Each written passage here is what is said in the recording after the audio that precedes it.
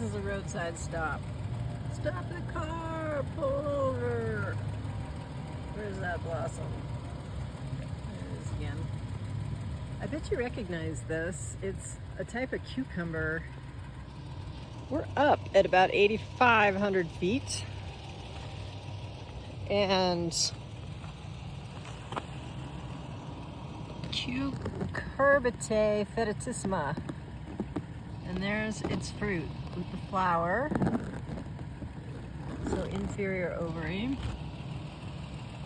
Enormous leaves. Enormous ground spreading kind of viney plants. I don't know. I do not know if this is technically a vine, but I mean, I've seen this a ton on the prairie in Colorado and in the Chihuahuan Desert, but I had no idea it grew so high in elevation. Super cool. So Cucurbitae fettuccissima. I think the fetid is because it does not have a good smell. Like if you squish the flower, look at the fruit. That leaf is really cool. Look at that thing. Oh my gosh.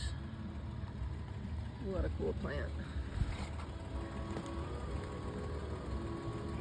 It's just monstrous. Monstrous.